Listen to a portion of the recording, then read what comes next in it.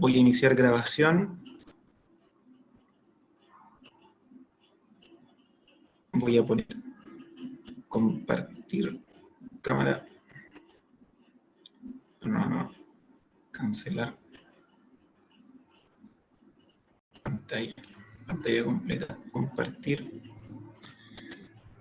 Déjenme arrastrar esto para acá. Controlo por acá.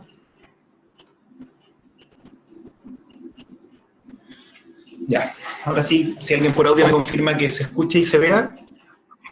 Sí, todo Sí, bien. profe. Sí, profe. Escucha y se ve. Perfecto.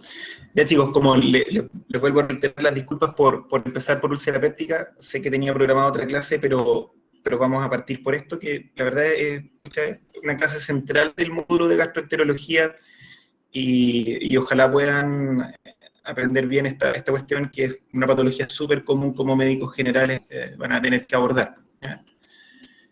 Primero contarles lo que es la úlcera, ¿no es cierto? Una úlcera es la solución de continuidad de la mucosa del tracto digestivo. La úlcera péptica no solo es la úlcera gástrica, recuerden que puede estar también en cualquier parte del tubo digestivo, ¿ya? Puede haber úlcera péptica esofágica, gástrica, duodenal, en el resto del intestino delgado, etc., ¿ya?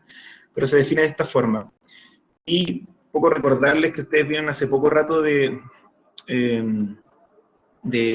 histología, mucho antes que yo, pero las úlceras agudas o las úlceras de estrés son aquellas que se limitan acá, al fondo, a mucosa, submucosa, no atraviesan la lámina propia. Después al final vamos a responder preguntas. ¿Ah? Profe, es que se le salió el PPT. ¿Perdón? Se le salió el PPT. ¿Se salió? ¿No se ve? No se ve. ¿Vos qué curioso? Quizá pasó a estoy llevar acá. algo. Ah, se salió el compartir. Mira, Sí. dice que tengo como conexión mala. Dice que tu conexión no es suficiente. A ver, voy a tratar de compartir de nuevo. Tengo 300, no es tan malo, porque tan exigente. Ya. ¿Me avisan si se cae el PPT de nuevo, por favor? Ojalá no caiga de nuevo. Se ve ahora, ¿no? Sí. Ya, les pido disculpas. Ok. Entonces, como les comentaba, tiene que ver estas dos diferenciaciones que son del punto de vista anatómico, tiene que ver con la úlcera de estrés o la úlcera aguda, que respeta la lámina propia, acuérdense, mucosa, submucosa, lámina propia, y después las úlceras crónicas son aquellas que las atraviesan y son estas úlceras que pueden complicar, que van más allá de... Si te fue el puntero. Eso. Aquellas que van más allá de la lámina propia y bajan a la muscular propia y también a la muscular externa de su mucosa y finalmente pueden perforar, sangrar, etcétera, etcétera. Con respecto a la etiopatogenia, por qué se produce la úlcera péptica, especialmente úlcera gástrica, úlcera duodenal, tiene que ver con los factores agresores y defensivos que están en equilibrio. Ustedes saben que el estómago produce ácido, ¿no es cierto? Produce pepsina, que cuando se activa con un pH ácido se transforma en pepsinógeno, que es una enzima que degrada las proteínas. Pero también hay otros factores agresores, el más notable es el Helicobacter pylori y también, no olvidar de los antiinflamatorios no esteroidales y la aspirina, como vamos a ver, el por qué funcionan como factores agresores. Estos dos son súper importantes porque son aquellos que podemos modificar, ¿ya? Y podemos cambiar la evolución de este. Con respecto a los factores defensivos, hablar del mucus, la integridad de la barrera mucosa, la secreción de bicarbonato, que en el mucus hace que este ácido no afecte la mucosa directamente, y por supuesto para que los tejidos estén vitales deben estar correctamente irrigados, ¿no es cierto? La circulación sanguínea es importante, por lo tanto, por ejemplo, la gente que padece enfermedad ateromatosa, como los fumadores, ¿no es cierto?, que tienen problemas de la circulación sanguínea, pueden tener dificultades o facilidad para generar úlceras o dificultades para cicatrizarles y también aquellos pacientes que están expuestos, por ejemplo, a quimioterápicos, principalmente anquilantes, aquellos que disminuyen la reparación tisular, también tienen mayor riesgo de tener úlceras. ¿Ah? Entonces, este equilibrio se puede perder cuando se afecta cualquiera de estos mecanismos. ¿Ah? Lo más importante acá, los centrales, son el Helicobacter pylori y los antiinflamatorios, que son aquellos que podemos modificar. ¿Ya? Esta es una buena imagen que es un poco para contextualizar, y estos son los protagonistas, ¿no es cierto?, de esta historia, que son las células que participan en la distinta secreción de distintas sustancias a nivel gástrico. Estas células, la verdad, están distribuidas en todo el estómago, pero tienen mayor concentración en distintas áreas. Por ejemplo, las células parietales, aquellas que secretan el ácido clorhídrico, se encuentran principalmente a nivel del fondo gástrico y en el cuerpo proximal. Después, las células que secretan mucosidad, como les digo, están en todas partes, están más, las células productoras de mucus, están más a nivel antral o en cuerpo distal. No sé si saben las partes del estómago, se las comento igual. El estómago se divide en fondo gástrico, cuerpo, que es lo que está acá, de acá a acá, y después esto de acá se llama ángulo, y esto que continúa después del ángulo, ¿no es cierto?, se llama antro. Son las partes del estómago, y tienen distinta concentración estas células productoras de distintas sustancias, las parietales, las mucosas, las productoras de gastrina, las células principales, que son las que producen pepsinógeno, ¿ya? Y contarles, ¿no es cierto?, que la integridad de la mucosa depende de la producción de mucosidad, ¿ya? Y la producción de bicarbonato, que está, por ejemplo, la producción de bicarbonato de mucus está mediada por prostaglandinas. Y no sé si se acuerdan que los antiinflamatorios no esteroidales funcionan como inhibidores de la ciclooxigenasa, y la ciclooxigenasa 1 y 2 son productores, son las enzimas que producen las prostaglandinas. Bueno, al inhibir la producción de prostaglandinas, con estos mecanismos, con estos medicamentos, se disminuye la producción de mucus, se disminuye la producción de bicarbonato. Con esto se favorece la producción de úlceras. Por lo tanto, esta es la manera, o una de las maneras, en las cuales los antiinflamatorios producen úlceras, ¿ya? Disminuyendo la producción de moco y bicarbonato. ¿Bien?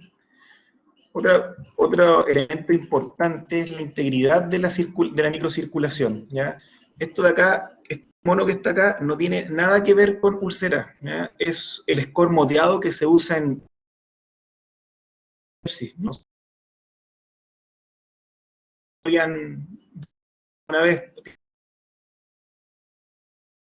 una experiencia o han estudiado alguna vez sepsis o shock séptico. Profe, es que se le cortó un poquito, entonces si podría ser repetir. No puedo leer. Repetir desde dónde se le cortó, que interrumpen si se corta. De esta.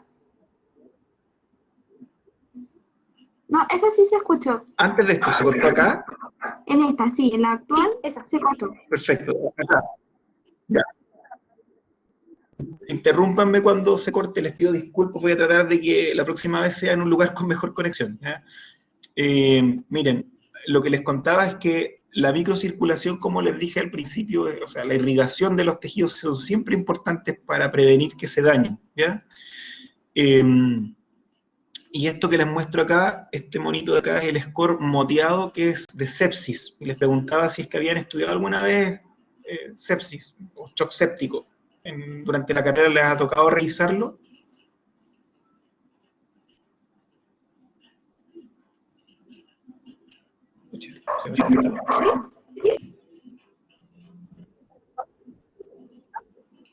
Sí, se ha tocado. Perfecto, miren. A ver.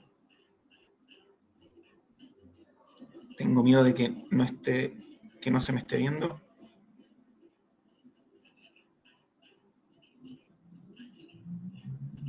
Estoy transmitiendo, por favor, díganme si Sí, creo que se estoy ve. bien. Se ve Ya, bien, perfecto. Por favor, hablen. Ya, disculpen, que me da miedo cuando no me responden, me asusto. Pienso que no se está viendo. Tenemos un poquito, a ver cómo hago esto acá. Ok, ya. Bueno, entonces el escudo moteado refleja qué tan dañada está la circulación en el shock séptico, ¿ya? Y esto también ocurre en la mucosa gástrica. Por lo tanto, en los pacientes cuando están con alguna infección grave, no necesariamente shock, pero están con una infección grave, atravesando un desafío fisiopatológico grande, no sé, un cáncer, una quimioterapia, recuperándose de un choque hemorrágico, sufriendo una infección severa, una gran cirugía, ¿no es cierto? Todo esto produce trastornos de la microcirculación y esto favorece la aparición de úlceras de estrés, las famosas úlceras de estrés que van a escuchar, y esta es una de las razones de por qué a los pacientes que tienen ciertos factores de riesgo le damos, cuando están hospitalizados, profilaxis de úlceras por estrés con algún inhibidor de bomba de protones, ¿ya? Es porque el estrés disminuye la circulación, el estrés fisiológico, ¿no? Por supuesto, en el estrés que, claro, que se habla vulgarmente, ¿no? El estrés fisiológico, fisiopatológico, produce disminución de la microcirculación y aumenta el riesgo de padecer úlceras gástricas. Y úlceras bien, bien grandes son muy frecuentes, y es frecuente que a los médicos hospitalistas, sobre todo cuando son chicos, se les olvide la profilaxis con inhibidor de bomba de protones en los pacientes que son graves, y terminamos tratando úlceras sangrantes en no pocas ocasiones, ¿ya? Por falta de profilaxis, ¿ya?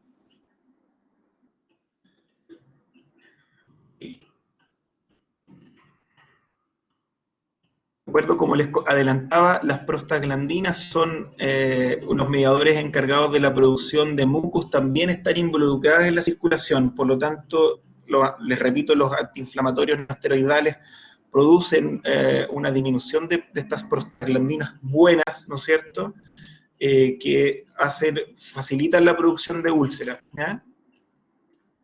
Con respecto a la producción de ácido, el ácido es secretado por las células parietales, y la verdad que para que ocurran úlcera péptica, por definición, debe existir presencia de ácido. Pueden ocurrir úlceras de otro tipo, por ejemplo, úlceras isquémicas, ¿no es cierto?, pero la úlcera péptica requiere la presencia de ácido, y este ácido es secretado por la célula parietal, ¿de acuerdo? Y una cosa que les quiero contar, que es bien interesante para que entiendan por qué damos el omeprazol en ayunas, ¿ya? Porque los gastroenterólogos y ustedes también deben indicar siempre el omeprazol antes de la comida. Es por esto que aparece en este dibujito y en esta animación, es porque la bomba de protones está en vacuolas. Aquí está en vacuolas dentro del circuito. Estas bombas producen ácido que se almacena. ¿Perdón? Se empezó a cortar cuando empezó ¿Perdón? a explicar lo de los. Cuando empecé a explicar lo del omeprazol se cortó. Perfecto, voy a pegarme al internet. El router.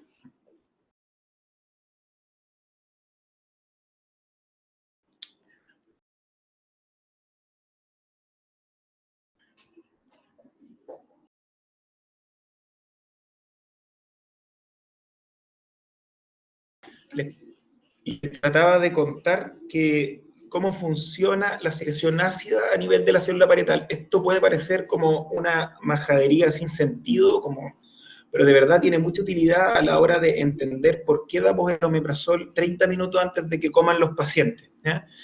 Resulta que la bomba de protones está en vacuolas, no está en la superficie de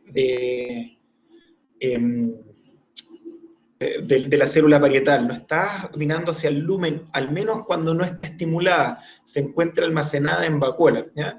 Y cuando estas vacuolas almacenan ácido y también exponen, cuando se activan, exponen las bombas de protones al lumen y secretan el ácido que tenían almacenado y continúan la secreción ácida. Cuando las bombas de protones ya están a nivel de la pared apical de la célula, no son susceptibles de la inhibición por el omeprazol. El principal estímulo, independiente de los mediadores, gastrina, histamina, acetilcolina, el principal estímulo es la alimentación para la secreción ácida. Por lo tanto, si le dan el omeprazol como al acostarse el paciente después de que comió o después del desayuno, todo el ácido que estaba almacenado y todas estas bombas de protones ya están expuestas a la superficie, por lo tanto la efectividad disminuye enormemente. Y esto no es pura baba, así como de cuento de la fantasía de la fisiopatología, sino que es totalmente demostrable en modelos animales con pHimetría y en modelos humanos también, ¿ya? Por lo tanto, es súper importante que a la hora de indicar este tratamiento lo indiquen de esta forma, ¿ya?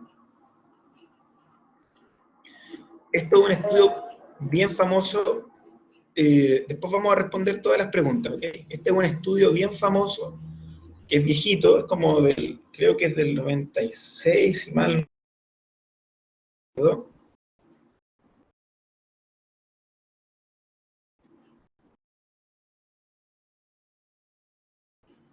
Justamente es del 96, donde se comparaba con una metodología. El ibuprofeno se dejó con riesgo de 1 de producir úlcera ante esta exposición, y después los demás antiinflamatorios fueron comparados. Mira, más allá de que esto les sirva para elegir un antiinflamatorio, no es la idea, sino que entiendan que los antiinflamatorios hay que tratar de evitarlos siempre que sea posible en pacientes que tienen otro riesgo a desarrollar úlcera, ¿de acuerdo? Y hay un grupo de inhibidores selectivos de la ciclooxigenasa, donde el primero fue el Celecoxib o el Celebra, hay otros nuevos ahora como el Provextra, por ejemplo, que tienen un menor potencial de ulcerogénico, pero no son libres de potencial ulcerogénico, ¿de acuerdo?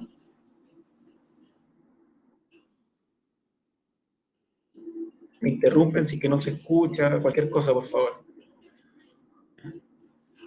Ok, con respecto a los factores agresores, la pepsina es uno de ellos, por supuesto, que se activa y degrada las proteínas, las propias y las y las del alimento también, y necesita un pH ácido. Por lo tanto, el daño por pepsina, cuando disminuye la acidez gástrica, disminuye también, ¿ya? Ok, este es un video, ojalá se escuche, ¿ah? Se vea correctamente.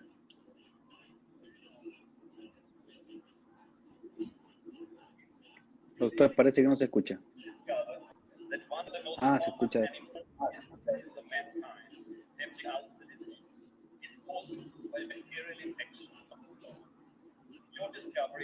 ¿Se escucha, chicos? Se escucha pero bajito.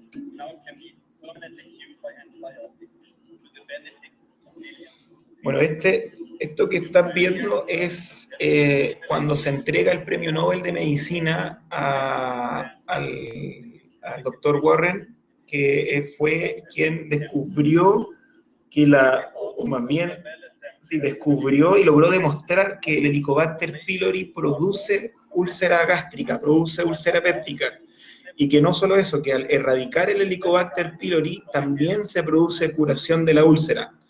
Como no se podían hacer experimentos en seres humanos, él mismo, es famoso su trabajo porque él mismo tomó el Helicobacter pylori, o sea, se hizo una endoscopía antes de tomar el Helicobacter pylori, mostró que su mucosa estaba sana, tomó este bicho, mostró sus úlceras y después se trató en ese minuto solo con amoxicilina, y logró de esta forma demostrar algo que era súper debatido en ese momento, que la úlcera péptica era producida por una bacteria, o en algunos casos es producida por una bacteria que es el Helicobacter pylori. Y esto le valió el Premio Nobel de Medicina, y esto no ocurrió hace mucho tiempo. Pasó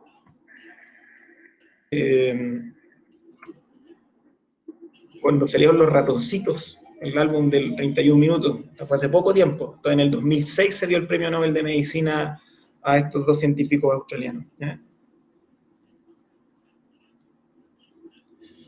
Ok, y este es el famoso Helicobacter pylori, y hay una recreación muy bonita, y esto es lo que se ve en la biopsia con GIEMSA, que es la tinción que se utiliza. Se ven estos bacilos típicos compatibles con Helicobacter pylori, ¿ya?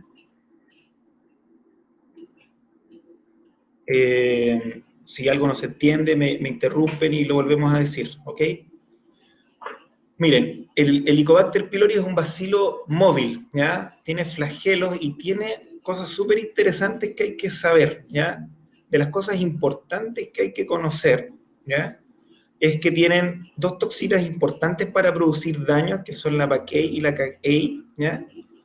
Y lo otro que es muy relevante para estas cosas es que tienen una enzima que es capaz de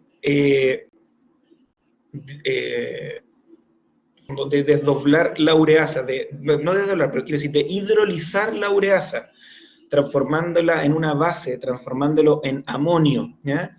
Y esto hace que haya una cosa que es bien paradojal. Los estómagos de la gente que tiene Helicobacter pylori son menos ácidos de aquellos que no lo tienen, ¿ya? Es por eso que ocurre una cosa que es bien paradójica, que es cuando uno cura un Helicobacter pylori, la gente que padece reflujo tiende a empeorar, porque su estómago y sus jugos gástricos se vuelven más ácidos, porque ya no tienen la presencia de este bicho. ¿De acuerdo? Ahí les voy a contar un poco más de la ureasa, ¿ya? Con respecto a las manifestaciones clínicas, siempre les van a hablar del famoso síndrome ulceroso, que es este dolor urente. Se habla de que úlcera gástrica, el dolor es más bien postpandrial precoz, en cambio la úlcera duodenal tiende. La verdad es que esto tiene poca correlación diagnóstica. Lo importante es que cuando hay un dolor en la boca del estómago, hay que pensar en que el paciente puede tener úlcera gástrica o gastritis, ¿no es cierto? Ahora, para que entiendan lo limitado del cuadro clínico, fíjense en estos datos que son muy interesantes.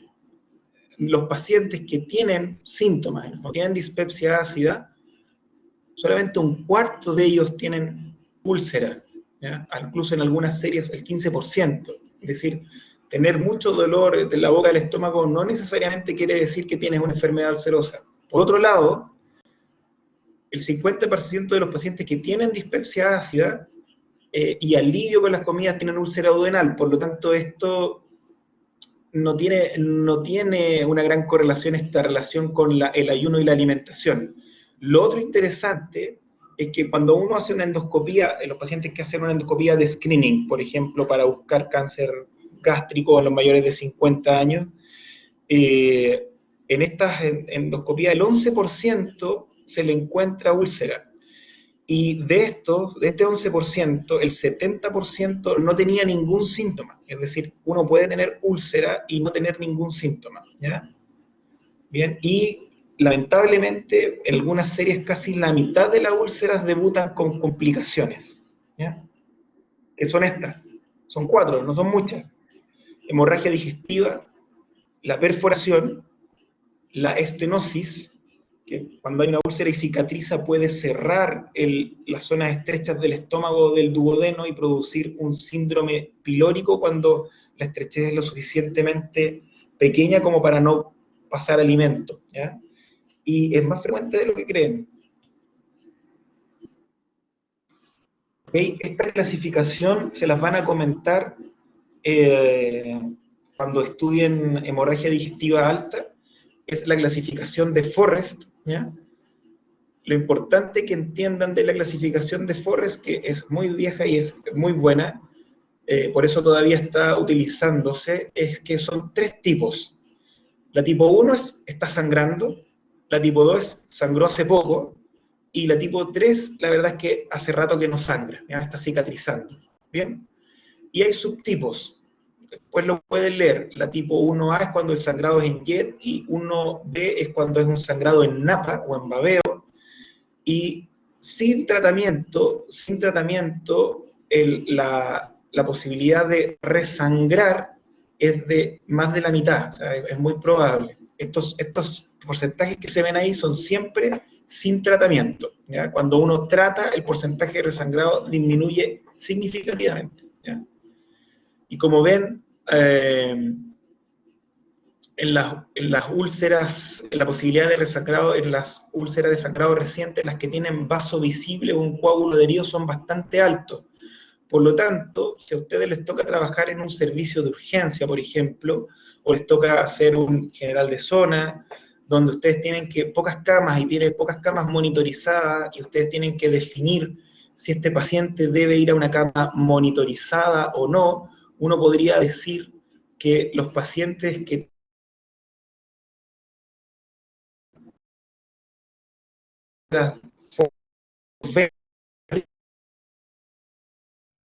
Profesor, se tienen un está riesgo alto cortando. de resangrado, deberían ir a una cama más compleja que una cama básica, y probablemente los que tienen... Profe, se cortó cuando empezó a hablar como esto de las salas. No hace mucho. Perfecto. Miren, les comentaba, ¿no es cierto?, de los tipos de clasificación de las úlceras, de las FORES 1, 2 y 3, ¿no es cierto?, activo hace poco, hace rato, sangró, y lo que quería recalcar es que los pacientes que tienen úlceras 2B o más severas que esa, es conveniente que estén en una cama con monitorización, que nos permitan detectar de forma precoz el resangrado. Y los que tienen úlcera 2C o 3, la posibilidad de resangrado es bastante más baja, ¿ya? Por lo tanto, uno podría con algún grado de tranquilidad mandar a estos pacientes a una cama de menos monitorización. Por supuesto que hay otros elementos que poner en juego, pero desde el punto de vista endoscópico no sirve para esto, ¿ya? Con respecto a los diagnósticos diferenciales, los tumores siempre son el principal, lo que todo el mundo le interesa descartar: cáncer gástrico, cáncer de esófago, un tumor hepático, un cáncer pancreático que puede simular un síndrome ulceroso, reflujo, alguna enfermedad pancreatobiliar, la enfermedad de Crohn gastroduodenal, que vamos a estudiarla más adelante, pero van a ver que es muy, muy rara, y la dispepsia funcional, que es la gente que sufre de dolor epigástrico, pero que la verdad no tiene ningún trastorno orgánico. Tienen, decirlo de forma un poco bastante más complejo que eso, pero se puede decir que tienen un estómago algo alaraco, disarmónico, ¿ya? Y por supuesto hay diagnósticos diferenciales no digestivos. Esta es una pregunta típica, le encantan hacer estas preguntas. Me acuerdo cuando esta pregunta siempre me la repiten harto en los exámenes de internado, en UNACOM también, en este grupo de pruebas, preguntan harto el diagnóstico diferencial como de dolor abdominal no digestivo o abdomen agudo no digestivo, ¿ya? Por supuesto que el infarto, la neumonía basal pueden producir dolor en esta zona, y alteraciones metabólicas. ¿Sabrán alguna alteración, para hacer un poco menos aburrida esta cuestión, alguna alteración metabólica que curse con dolor de guata importante? Que es súper, súper típica. ¿Celocidosis? Exacto, esa no se les puede pasar. A veces los pacientes vienen con un abdomen agudo, paciente joven, parece una apendicitis, ¿no es cierto? Y están debutando con una cetocidosis diabética, ¿ok? Bien ahí. ¿Cuál es tu nombre? Luis Vargas. Ya, Luis, excelente. Claro, ese es un diagnóstico diferencial importante de dolor abdominal, ¿ya? Pero claro, en un síndrome ulceroso probablemente es menos frecuente, salvo que sea un cuadro más agudo, ¿no? Eso. Con respecto al diagnóstico, por supuesto, lo típico que tiene que estar, como para responder, siempre que les pregunten cómo se hace un diagnóstico, tienen que como repetir como loro, así como aplicando adecuadamente el método clínico, qué sé yo, ¿no es cierto? ¿Qué quiere decir? Hacer una correcta anamnesis donde van a aparecer los síntomas, hacer un examen físico donde también van a aparecer algunos hallazgos, ¿no es cierto? Los exámenes siempre díganlo cuando respondan una prueba oral, siempre díganlo de lo más general a lo más específico. Si le preguntan, ¿cómo se hace el diagnóstico de una úlcera gástrica? Como dice, endoscopía. Probablemente no es lo que quiera escuchar su evaluador, ¿no es cierto? Quieren escuchar todo esto, ¿ya? Y después en los exámenes de laboratorio, por ejemplo, en el hemograma, en una, qué podría aparecer, se les ocurre a usted en un hemograma? En un paciente que tiene úlcera, grandota. No los puedo leer, me los tienen que decir.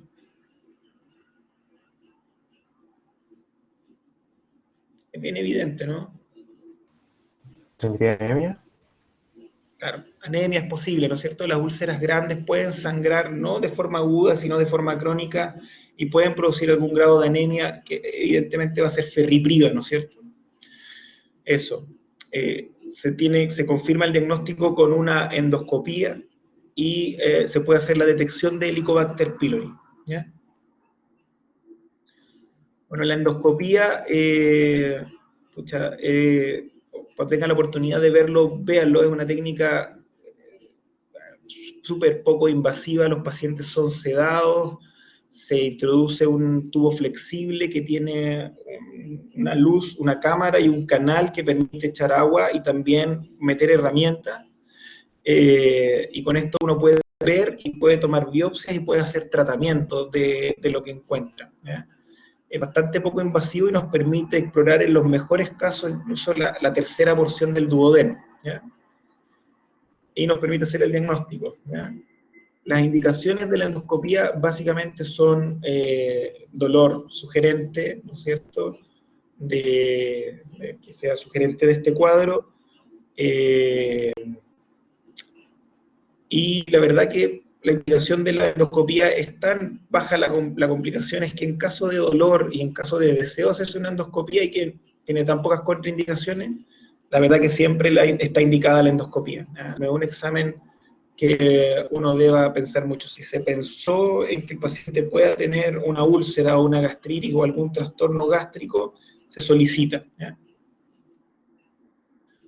Miren, y con respecto a la detección del Helicobacter pylori, hay distintas maneras de hacerlo. Por supuesto que cultivar el bicho se puede hacer una citología directa también se puede hacer, pero lo más habitual de los directos que uno hace es la histología, que es la primera fotografía moradita que les mostré con los bacilos dentro de las criptas, ¿ya? Eso es la biopsia que se hace tinción especial con GEMS y se ven los bacilos, ¿ya? El test de ureasa rápido, que esto que ven acá, se basa en una reacción súper interesante que, pucha, encuentro tan bonita que creo que merece la pena explicarlo. La ureasa, esta enzima que les comentaba, no está presente en el cuerpo humano. Los seres humanos y los mamíferos no poseemos ureasa, pero sí lo poseen las bacterias. Y la ureasa tiene la capacidad de, a la molécula de urea, con un protón y con agua, transformarla en bicarbonato, o más bien CO2 de forma equivalente, y amonio, como les contaba, que el amonio es una base. Por lo tanto, las bases tienden a aumentar el pH, ¿no es cierto? Aumenta el pH más básico, y a través de colorimetría, ¿se acuerdan? No sé si alguna vez hicieron estos experimentos de pH en la universidad o en el colegio, con estos como bastoncitos que se ponen de color en diferencia del pH. Bueno, existen métodos de tinción que al cambiar el pH cambia el color, y esto, de manera súper inteligente, nos permite detectar la presencia de Helicobacter pylori de forma indirecta, al cambiar el pH de una solución con una muestra de tejido, ¿ya?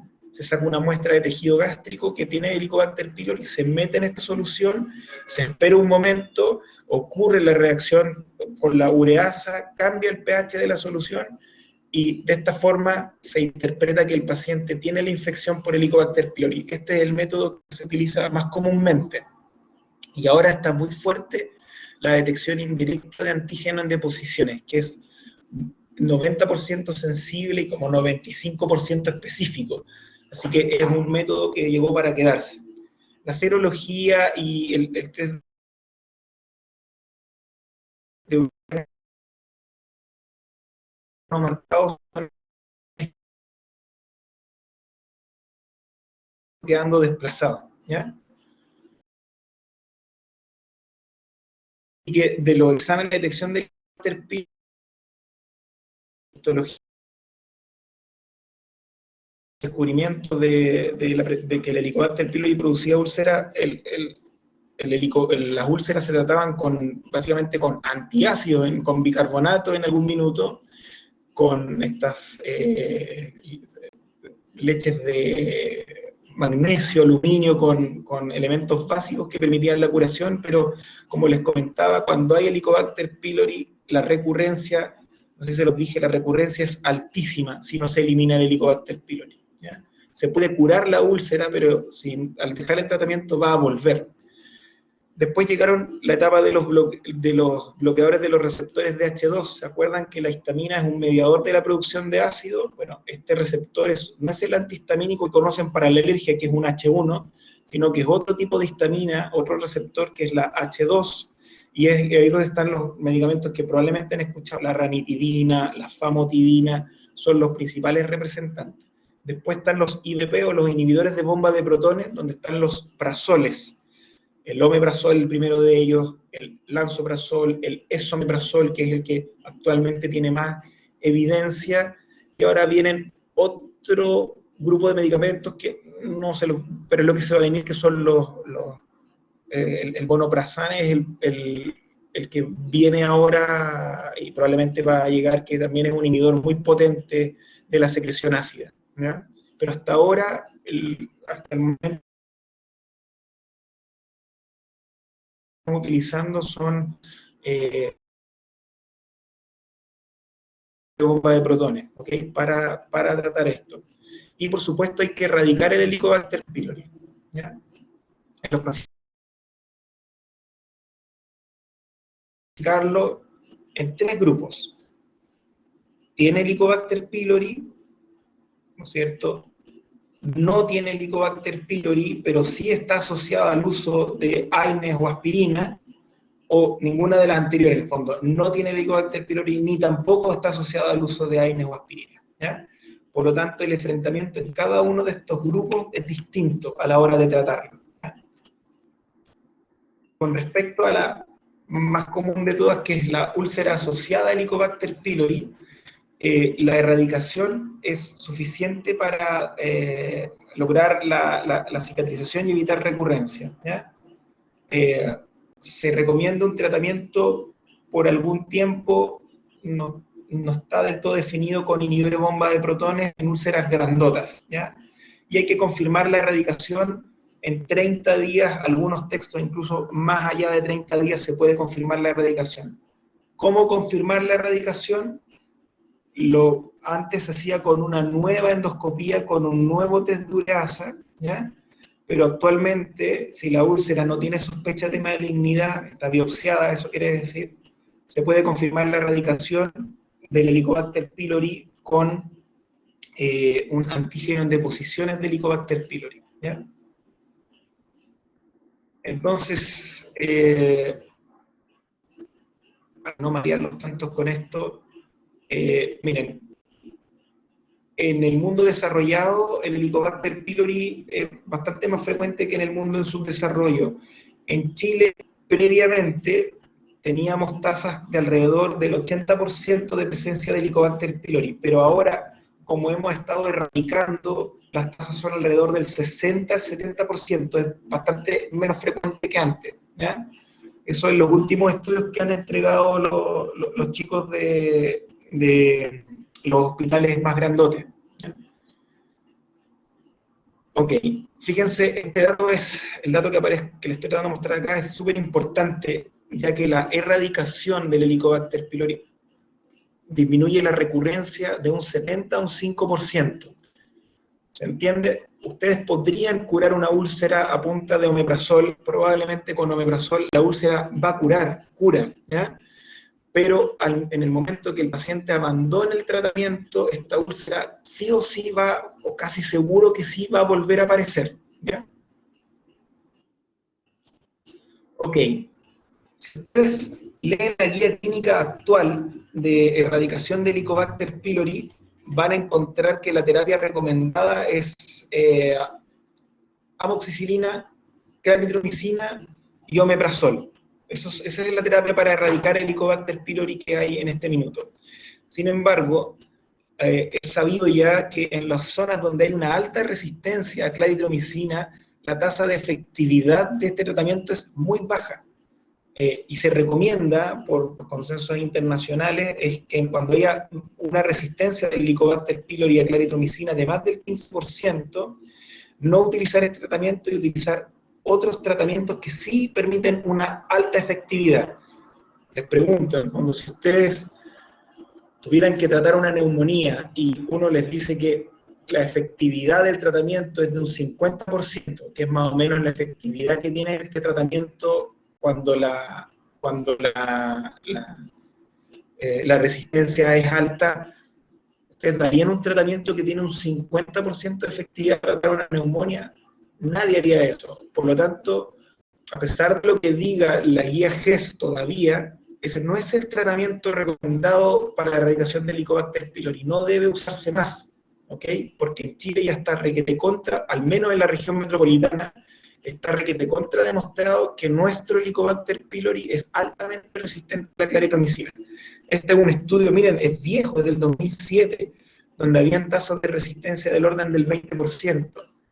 Después hay otro estudio también del Hospital Clínico de la Chile, donde las tasas de resistencia también son altísimas, ¿ya? Por lo tanto, este par de trabajos se los traigo para que sepan que el tratamiento que se daba previamente no se debe utilizar, y el tratamiento que utilizamos ahora es este, que les muestro acá, ¿ya? En Chile hay bismuto, pero es carísimo, por lo tanto es privativo para muchos pacientes, ¿ya?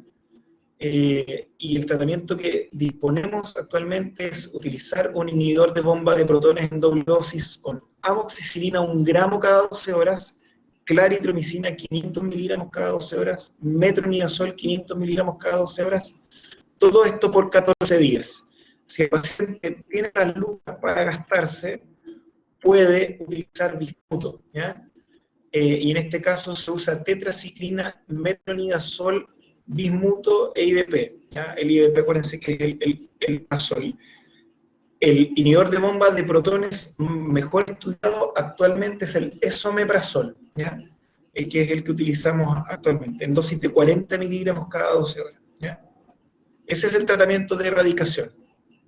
Este es el más utilizado y tiene una tasa de efectividad de sobre el 95%. ¿Bien?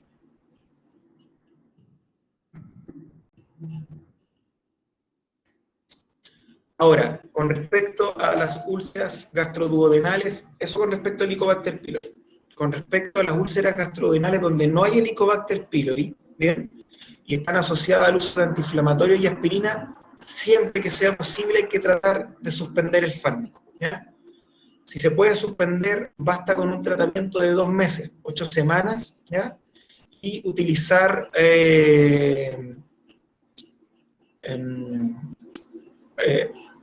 basta con un tratamiento por 8 semanas y tratar de suspender el tratamiento, tratar de utilizar otro grupo de fármacos más amistosos para el uso de AINES, preferir, si hay que utilizar un antiinflamatorio, un medicamento para el dolor, y si es posible, utilizar un inhibidor selectivo de la ciclooxigenasa o paracetamol, ¿ya?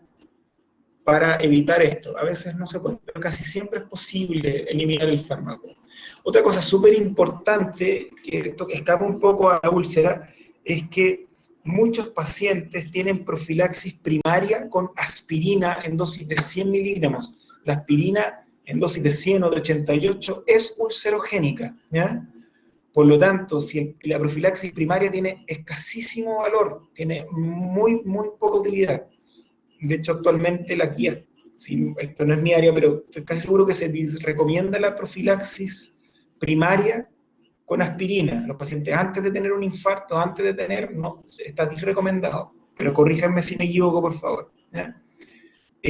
Por lo tanto, tratar de suspender esa aspirinita, cardioaspirina, que está siempre pegada sin ninguna razón de ser. ¿Bien? Y con respecto a las úlceras que no están asociadas ni a AINES ni a Helicobacter pylori, es probable que aquí haya otros elementos involucrados, como una mala circulación, pueden haber algunas otras el uso de tabaco, el uso de algunos quimioterápicos, hay que tratar de buscar esto. Puede haber alguna otra enfermedad asociada que produzca la presencia o la persistencia de las úlceras, ¿ya? Y el tratamiento dura 8 semanas por lo menos, o puede ser necesario extenderlo, cuando no hay un factor tan claramente reconocido. Bien, con respecto a las úlceras que son refractarias, que no curan, hay que empezar a hacer diagnósticos diferenciales de la úlcera, ¿ya? Piensen que quizás dio un falso negativo el test de ureasa. Pueden también ver si es que se trata de un cáncer gástrico, si hay una infección, si los pacientes tienen uso de cocaína o un Solingen Edison, que es raro pero puede ser, y extender más el tratamiento, ¿ya? Con respecto a las medidas generales, suspender el cigarrillo, por supuesto los AINES y la aspirina, el alcohol y el café de forma dudosa. El café no produce úlceras, pero sí es altamente irritante. Eso. Ahora vamos a ver las preguntas y aclarar las dudas, ¿de acuerdo?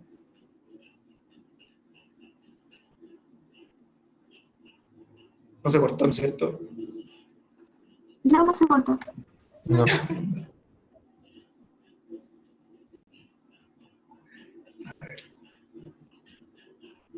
Profe, en el chat hay una pregunta.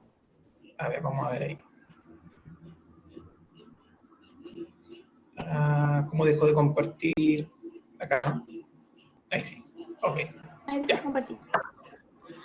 Y aquí está el chat. Vamos a ir viendo las preguntas del chat.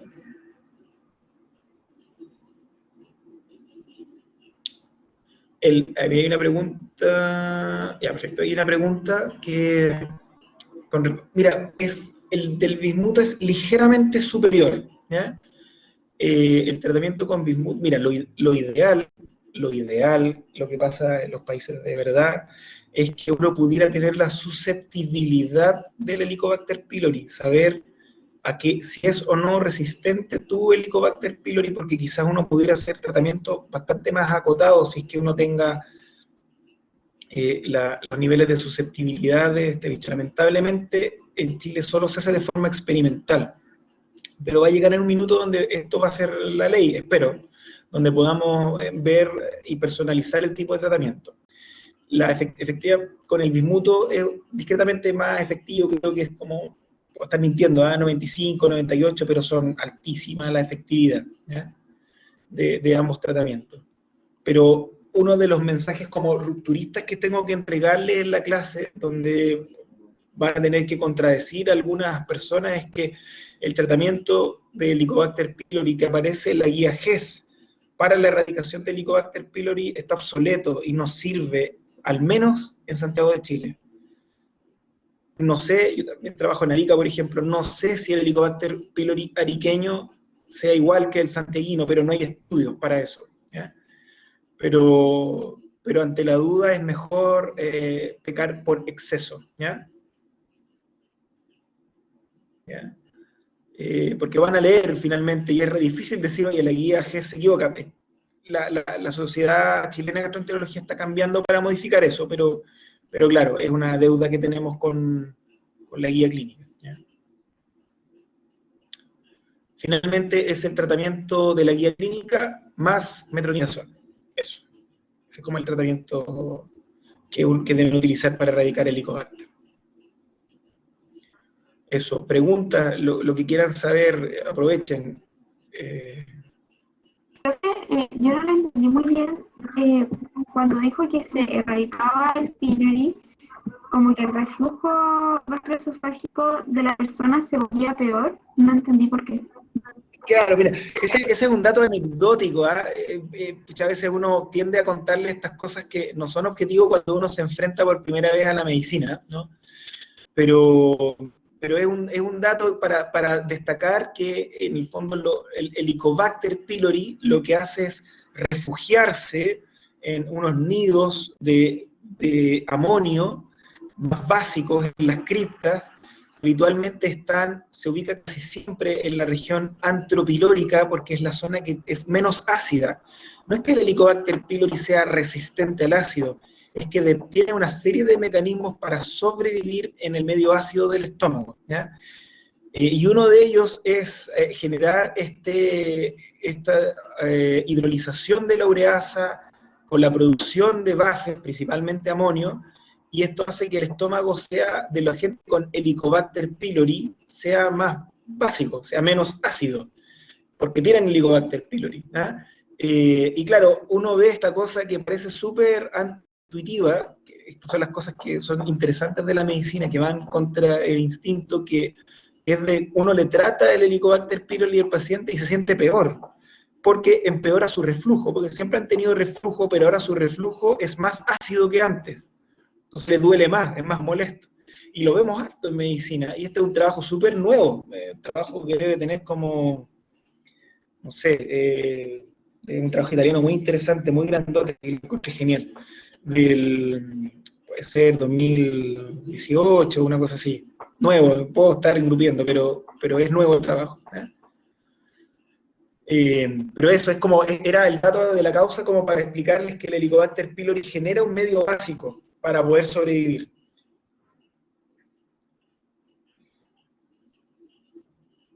Eso, miren.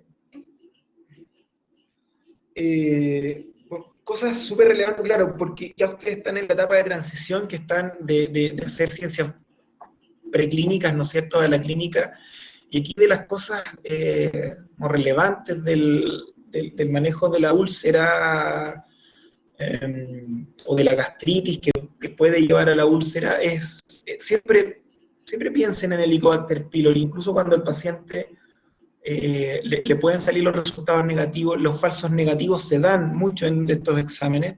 Por ejemplo, el test de ureasa que utilizamos mucho en los pacientes que están tomando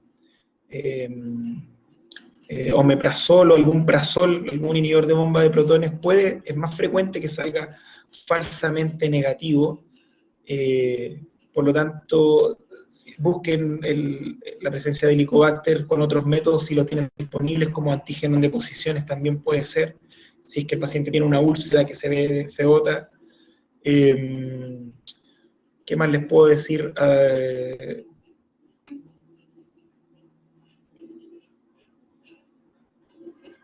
Claro, el síndrome pilórico uno podría decir que es una forma extrema de estenosis, porque los pacientes pueden tener estenosis, o sea, pueden tener, por ejemplo, el antro deforme o el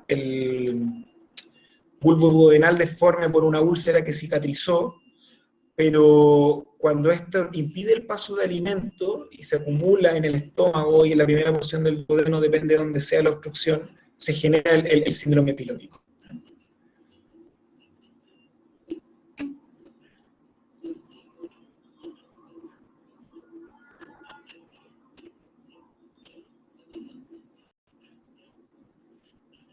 Eso pues chicos, no sé si hay más preguntas, si fue claro o no.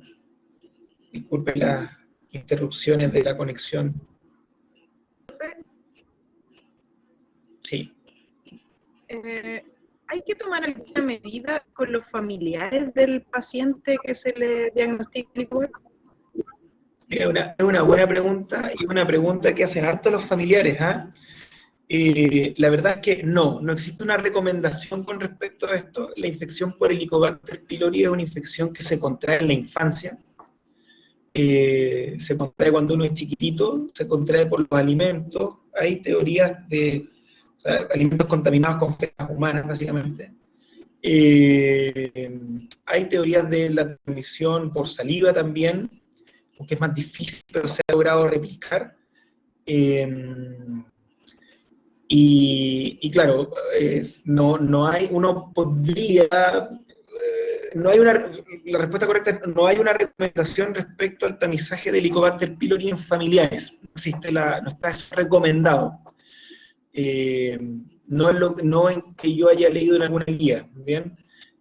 Ahora, es una mala idea, cuando se te ponen una pregunta no está recomendado, pero no hay ningún pecado en extenderlo, especialmente si el resto de los familiares son sintomáticos, por ejemplo. ¿Ya? Eso, y recuerden que el Helicobacter se erradica siempre, porque como van a ver probablemente en la clase de cáncer gástrico, el Helicobacter es el principal oncógeno del cáncer gástrico. De hecho, desde que empezamos a erradicar el Helicobacter pylori, el cáncer gástrico bajó drásticamente. ¿Ya? Acuérdense que no sé, ustedes son chicos igual, pero cuando yo estudiaba medicina, yo creo que en el 2009, la principal causa de muerte por cáncer en hombres era el estómago. Esto ya cambió. ¿Ya? Y eso tiene que ver probablemente con que estamos erradicando enérgicamente el Helicobacter. Eso pues chicos, cualquier duda que tengan para la próxima clase nos vemos. ¿Ya?